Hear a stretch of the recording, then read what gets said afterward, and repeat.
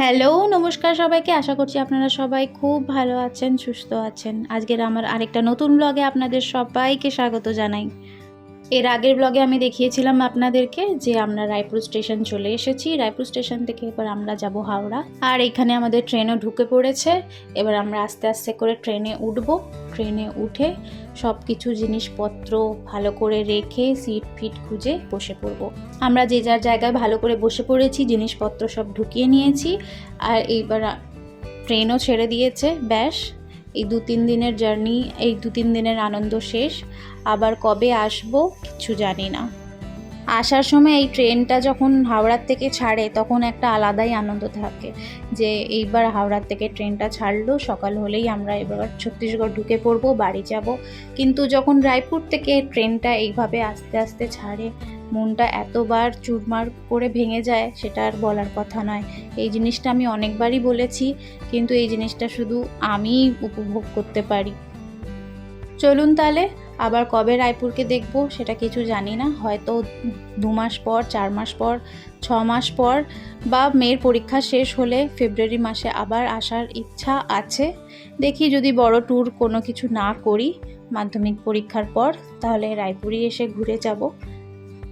ভাবছি পরের বছর দোলটা রায়পুরেই কাটাবো, কিন্তু কিছু জানি না কত দূর কী হবে। আর এই ট্রেনটা এমন জায়গা দিয়ে যায়, আমার পুরো জায়গাগুলো চেনা আর কি। তাহলে যাকে বসে পড়েছি। আর সবথেকে ভালো কথা হচ্ছে যে এইবারে আমি আমার ফেভারিট সিট পেয়েছি, সেটা হচ্ছে সাইড বার্থ। 2টো সিট পেয়ে গেছি।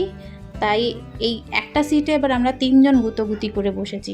একদিকে ওর বাবা, একদিকে আমি, আর মাঝখানে আমি আর মেয়ে, দুদিকে ওর বাবা আর মেয়ে।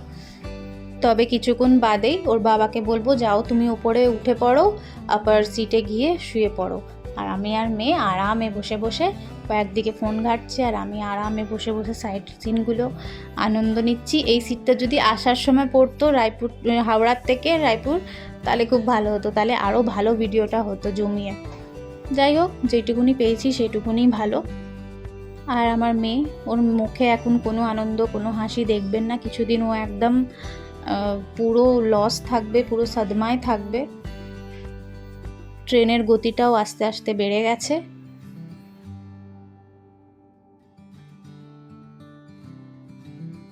রায়পুর ছাড়িয়ে আমরা অনেকটাই দূর চলে এসেছি। ট্রেন এখন বিলাসপুর ঢুকছে, বেশি দূর না বিলাসপুর ঢুকতে। আর এই যে বিলাসপুর স্টেশন ঢুকে পড়েছি। এরপর ডাইরেক্ট থামবে হচ্ছে রায়গড়। রায়গড় মানেই ছত্তিশগড়ের সীমা শেষ।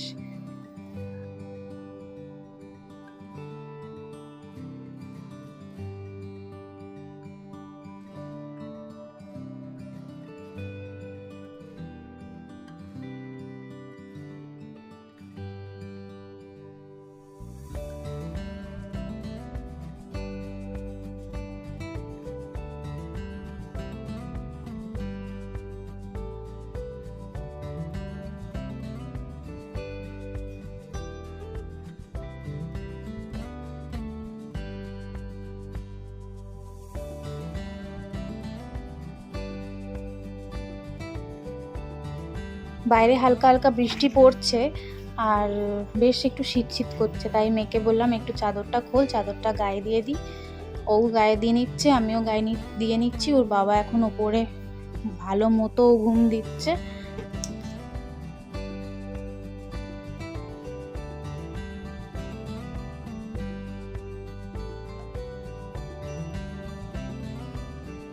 এইরকম জানলার ধার পেয়েছি আর একটু টুকিটাকি না খেলে হয়। তাই এবার আমার এই বিকাজির এই আলু ভুজিয়াটা খুব ভালো লাগে। এইটা কিনলাম আর মেয়েকে একটা বড় দেখে চিপস কিনে দিলাম। ও ওখানে আনন্দ করে খাচ্ছে, আমিও শুরু করে দিয়েছি খাওয়া। আর খিদেটাও বেশ পেয়েছিল। বেরোনোর আগে খুব একটা ভালো করে খেতে পারি না, এখন খিদে পেয়ে গেছে। তাই মেয়েকে একটা কিনে দিলাম, আমিও একটা কিনলাম।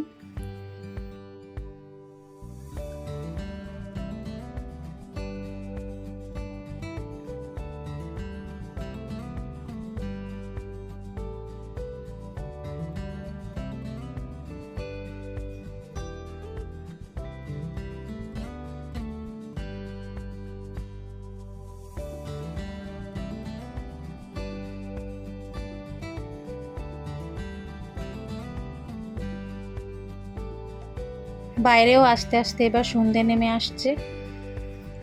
রায়গড় ঢুকতে ঢুকতে হয়তো রাত হয়ে যাবে। রায়গড়ে আমার যেই বোনটার বিয়ে হলো সেই বোনটা বলছিল যে তোরা রায়গড় পৌঁছলে আমায় ফোন করবি, আমি আসবো।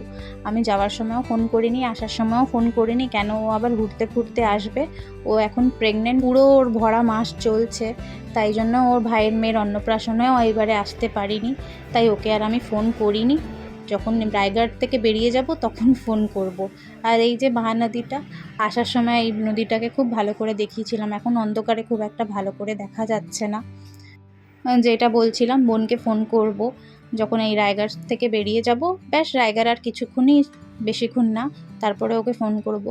বলবে যে তুই বলতে পারতিস, আমি বরকে পাঠিয়ে দিতাম, এই ওই। আর না, এত ব্যস্ত হওয়ার কোনো দরকার নেই, থাক।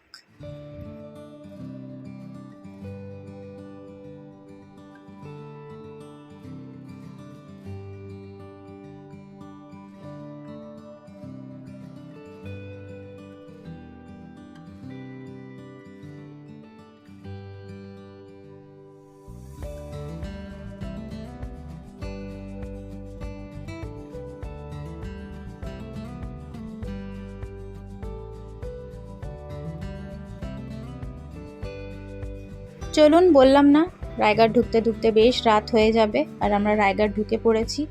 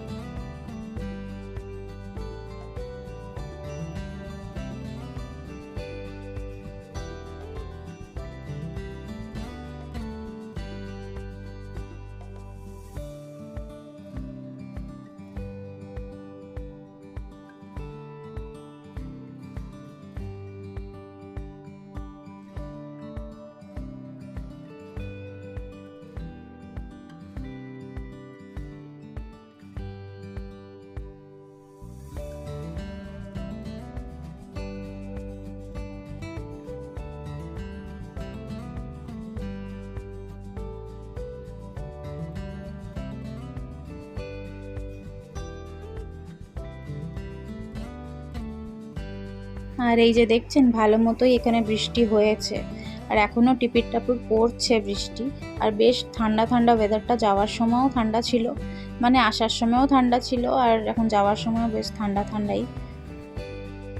চলুন, छत्तीसगढ़ की सीमा अब समाप्त होती है, अब यहाँ से हम निकलेंगे और छत्तीसगढ़ भी खत्म। রায়গড় অবধি মনে হয় যে হ্যাঁ, নিজের দেশে আছি, নিজের এলাকায় আছি, কিন্তু যেই রায়গড় ছাড়ে তখন সব অচেনা মনে হয়। আর আমার এই হিন্দি, মানে আমি যখন বাংলা কথাটা বলি, আমায় অনেকেই বলেছে যে, আমি অনেকে নিজের থেকেই জিজ্ঞেস করি যে ব্লগগুলো কেমন হয় গো, ব্লগগুলো কেমন হয় গো। আমি তো বুঝতে পারি না, করি, কিন্তু আমাকে এক দুজন বলেছে যে তুমি যেরকম বাংলাটা একটু ভেঙে চুরে মানে হিন্দি মিক্স করে বলো, সেটা খুব ভালো লাগে। মানে যারা আমায় বলেছে তাদের খুব ভালো লাগে, এরকম বাংলা ভাষাটা খুব ভালো লাগে। আর আমি মনে করি যে আমি খুব ভালো বাংলা বলি। এটা আমি জানতামই না যে আমি এরকম ভেঙে চুরে, মানে একটু আমার অ্যাকসেন্টটা চলে আসে, হিন্দি মানে বাংলার ভেতরে একটু হিন্দির ইয়েটা চলে আসে, সেটা আমি জানতামই না। আমি মনে করি যে সত্যি আমি কি ভালো বাংলা বলি, আর এটা আমার ভুল ধারণা ছিল, সেটা আমার মিটে গেছে। কিন্তু এইটাই সবাই পছন্দ করছে, সেটাই অনেক বড় কথা। আর প্লিজ আপনারাও জানাবেন যে আমার বাংলা কেমন হয়। আমি চেষ্টা করি যতটা। আমি তো এতদিন ভাবতাম যে আমি খুব ভালো বলি, কিন্তু এই জিনিসটা আমার ধরিয়ে দিয়েছে, তার জন্য অনেক অনেক ধন্যবাদ যারা আমার এই জিনিসটাকে ধরিয়েছে। প্লিজ কমেন্টে আপনারাও জানাবেন। চলুন, আমরা অনেক দূরই এগিয়ে এসেছি, জানি না কোন স্টেশন, কোথায় কি, অন্ধকারে কিছুই বোঝা যাচ্ছে না। তাহলে আজকের ব্লগটা এই পর্যন্তই, কালকে সকাল থেকে আবার ব্লগটা শুরু করব। তাহলে সবাই খুব ভালো থাকবেন, সুস্থ থাকবেন, আনন্দে থাকবেন। ততক্ষণের জন্য টাটা।